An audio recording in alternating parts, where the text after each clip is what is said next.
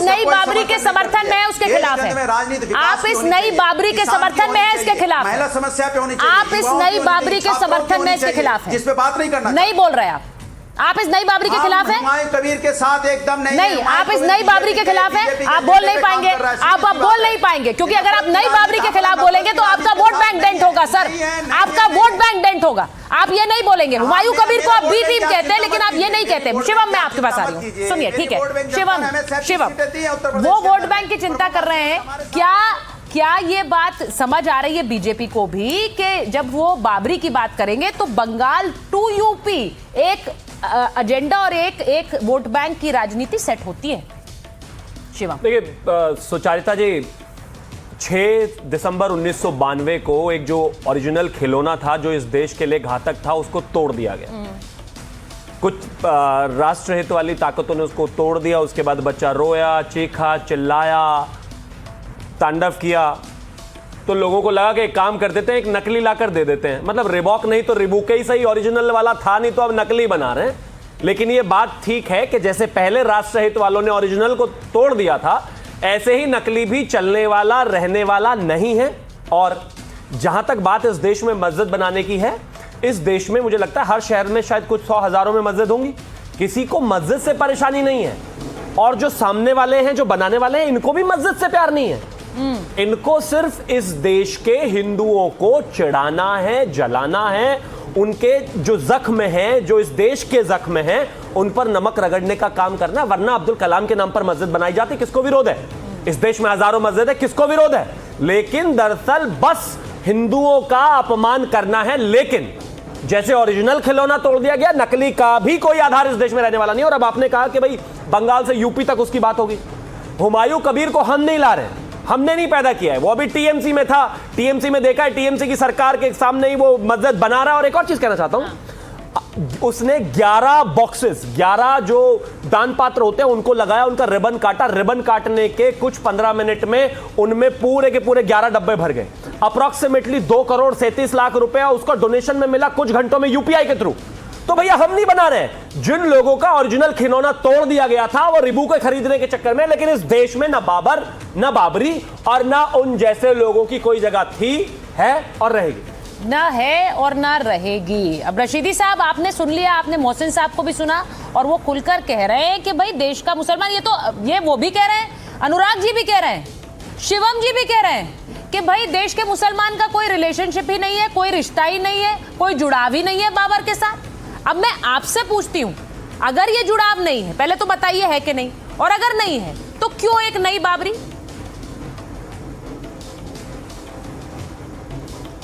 सुचारिता जी, मुझे एक चीज बताइए, देश का कौन सा मुसलमान बाबर बाबर बाबर बाबर बाबर बाबर बोलता है? कोई नहीं बोलता। हाँ, एक भी मुसलमान नहीं बोलता। ये सारे सनातनी बाबर का हनुमान चालीसा पढ़ रहे हैं, सॉरी बाबर चालीसा पढ़ रहे हैं। माफ़ कीजिएगा, मैं गलत वर्ड आ गया, मैं माफ़ी चाहता हूँ। ये बाबर चालीसिया पढ़ रहे हैं। क्यों पढ़ रहे हैं भाई बाबर चालीसिया? एक आदमी 500 साल पहले आया था, देश में शासन किया, चला गया, मर गया, सड़ गया, गल गया, अब भी उससे डर है आपको? दूसरी बात, मैं सुचारिता आपसे पूछना चाहता हूँ, आप बड़ी प्रतिष्ठित एंकर हैं, क्या संविधान में ऐसा कोई क्लॉज है कि बाबर के नाम की मस्जिद नहीं बनेगी, जहांगीर के नाम की मस्जिद नहीं बनेगी, अकबर के नाम की मस्जिद नहीं बनेगी? नहीं है। ऐसा कोई क्लॉज है? नहीं है। इनको चाहिए कि पहले पार्लियामेंट में कानून पास करें कि बाबर के नाम की देश में कोई मस्जिद नहीं बनेगी। ठीक है। उसके बाद में फिर अगर कोई बनाए तो उसको पकड़े, उसके ऊपर कानून चलाएं। नहीं, मुझे लेकिन अभी जब देश में कोई ऐसा कानून ही नहीं है कि बाबर के नाम की मस्जिद नहीं बनेंगे, तो बाबर के नाम पर मस्जिद बनाने पर ये चिल्ला क्यों रहे हैं भाई? मेरी समझ में नहीं आता। नहीं, मैंने तो आपसे पूछा रशीदी जी। बाबर के नाम पर हजारों शिवम जी बोलना चाह रहे हैं, स्वामी चक्रपाणी के पास में जाऊंगी, लेकिन रशीदी साहब, आपने भी कहा, मेरी बात, आपने भी कहा कि बाबर से कोई जुड़ाव नहीं है, तो फिर बाबर कहकर और बाबरी कहकर क्या आप जख्म कुरेदते हैं? रशीदी जी बोलिए। नहीं, मेरी बात सुन, बाबर के नाम पर जख्म क्यों लगता है? हजारों करोड़ों लाखों बच्चों के नाम बाबर है मुसलमानों में, लाखों करोड़ों बच्चों के नाम मुसलमानों में बाबर हैं। तो हर बच्चा मुसलमान नहीं है, देश में नहीं रहना चाहिए। लाओ ऐसा कानून निकाल दो तमाम बाबर नाम के मुसलमानों को, निकाल दो तमाम औरंगजेब नाम के मुसलमानों को, निकाल दो तमाम जितने भी मुस्लिम शासकों पर नाम है। अरे ये बिला वजह का ना किसी को जख्म है, ना कोई जख्म कुरेद रहा है। इन जख्म भी इनका अपना है, कुरेदते भी ये खुद ही है। ये जख्म नहीं है, वो कह रहे हैं इतने बच्चे हैं बाबर के नाम के, तो क्या अब उन बच्चों को भी ना माने क्या? जवाब उनका, अब देखिए उनका जो लॉजिक है उस पर जवाब दीजिए जरा शिवम जी। अच्छा एक चीज बताइए, वो कह रहे कोई जख्म नहीं है, आप लोग जबरदस्ती बनाते हैं। देश में पिता को अगर कोई थप्पड़ मारे तो उस बात पर कानून है क्या? थप्पड़ मारने पर कानून है हिंसा पर। माता को अपमानित करे उस पर कोई कानून है क्या? अपमानित करने पर कानून है। बहुत सारी चीजें कानून में नहीं है तो क्या वो मानी नहीं जाती? कमाल बात हो गई। यूरोप में जाकर कोई हिटलर रख लेगा क्या अपने बच्चे का नाम? और होता होगा, आपको बाबर से दर्द नहीं होता होगा भाई, आप नहीं मानते होगे इसको अपना देश, आप अपने आप को हिंदुस्तानी नहीं मानते होगे, आप उसको अपना जो है अपना धर्म वाला भाई मानते होगे, आप मुस्लिम ब्रदरहुड मानते होगे। हम उसको आक्रांता, आक्रमणकारी, हत्यारा, बलात्कारी, लुटेरा वो मानते हैं भाई। आप उसको अपने हीरो मानते होगे, मानिए। लेकिन इसी तरीके से अगर यूरोप में आप जाएंगे तो कोई अपने बच्चे का नाम हिटलर क्यों नहीं रखता? क्योंकि रखना नहीं चाहिए। अपनी आदमी की भी कोई कॉन्शियसनेस है कि नहीं है? अब कुछ लोगों ने प्रेशर में आके धर्म बदल लिया हो, लेकिन है तो वो हिंदुस्तानी। और बाबर मेरा नहीं, हर किसी का। और मैं एक और चीज कहना चाहता हूं, बड़े आप कह रहे हैं ना हमारी प्रॉब्लम है, हम इतना दुख में है। नहीं, बिल्कुल नहीं है भैया। कल नोएडा में मस्जिद बनवाओ, मैं भी देखूं जरा कितनी जल्दी। नॉर्मल नाम से अब्दुल कलाम साहब से कितनी मस्जिद बनाई भाई मौलाना साजिद रशीदी ने, ये हुमायूं कबीर ने कितनी मस्जिद बनाई। नहीं तो फिर योगी आदित्यनाथ का बयान जो है वो क्यों खटक रहा है, मैं ये भी पूछ रही हूँ। स्वामी चक्रपाणी, हाँ बोलिए रशीदी जी, बोलिए रशीदी जी, बोलिए। अच्छा बोलिए बोलिए बोलिए, सुचारिता में जवाब दे, बोलिए।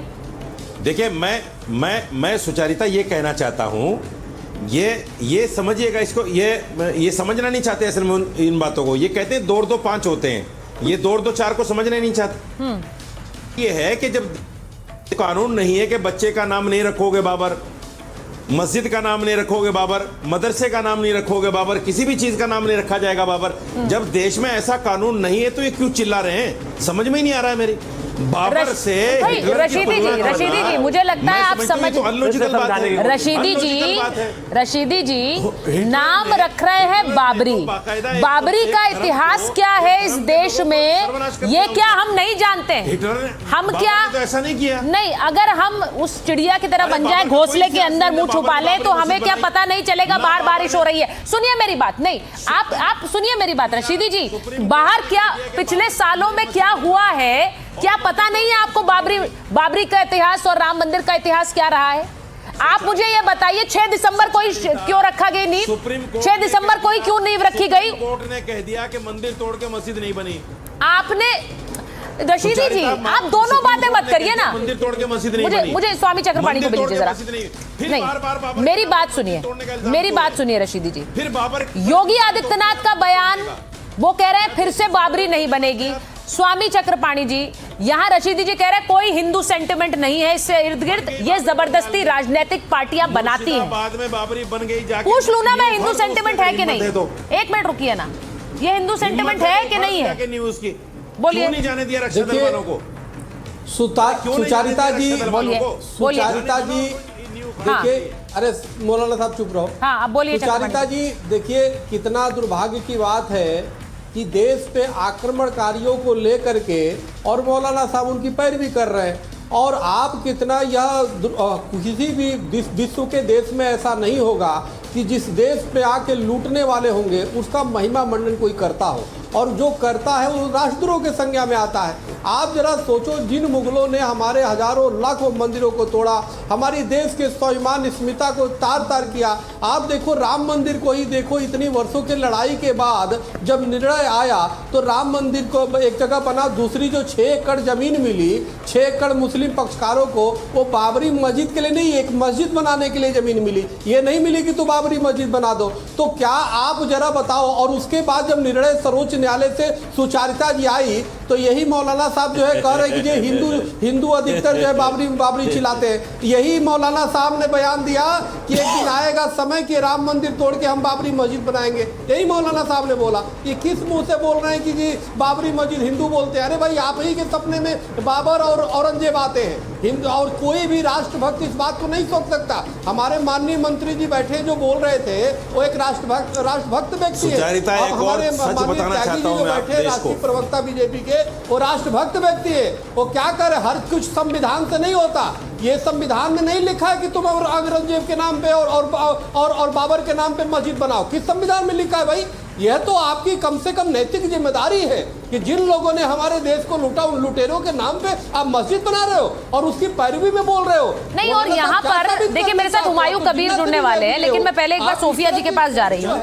सोफिया जी, रशीदी जी आ रही हूँ, मैं आ रही हूँ। सोफिया जी जरा एक बात बताइए, जब वहां पर ये सब कुछ हो रहा है, इतनी जो बयानबाजी है वो उत्तर प्रदेश में तो हो रही है, लेकिन बंगाल में ममता बनर्जी इस पर कुछ नहीं बोलती हैं। क्यों नहीं बोलती हैं?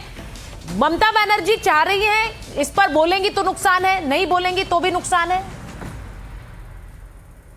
सुचरिता जी, बहुत देर के बाद आपने मुझे समय दिया, तो 1 मिनट दीजिएगा, मैं सारे क्रोनोलॉजी समझा दूंगी कि एक्चुअली चल क्या रहा है। देखिए, हुमायूं कबीर 2019 में भाजपा के ही प्रार्थी थे और उनकी जो आइडियोलॉजी है, जो विचारधारा है, वो कहीं ना कहीं भाजपा से मिलता जुलता है, कह सकते हैं। तो बाबरी मस्जिद को टूटे हुए, या कह सकते हैं शहीद हुए, कम से कम लगभग 34 साल हो गए।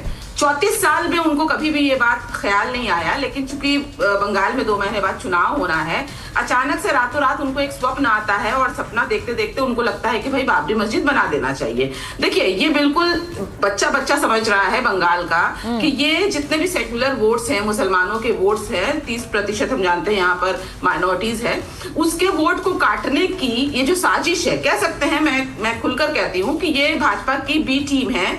और इनको जब लगा कि ये जमीन भाजपा को, ममता दीदी तो ओवैसी साहब को भी बी टीम कहती थी, जमीन की सब बोलने दीजिए सुचरिता। नहीं तो ओवैसी साहब भी बी टीम है।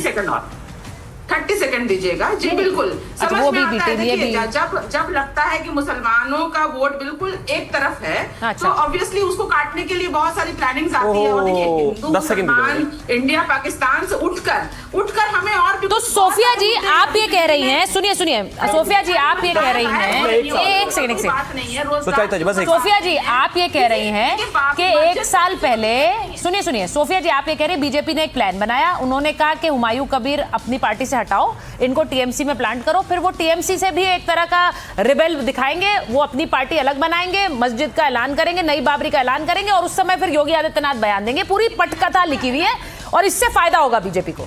शिवम, मैं एक चीज कहना चाहता हूं, देखिए ममता बनर्जी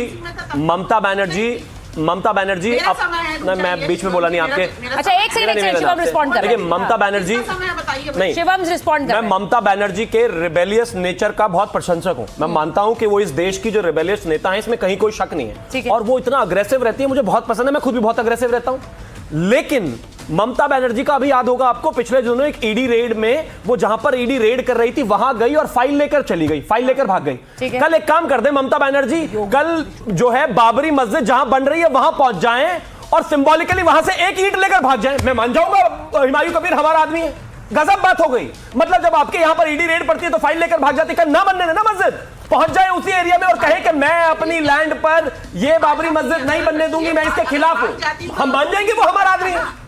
नहीं, मतलब अपने भ्रष्टाचारी को बचाने के लिए फाइल लेकर भाग जाओगे और जब मस्जिद बनाने की बात आएगी बाबरी तो चुप हो जाओगे, ऐसे कैसे चलेगा?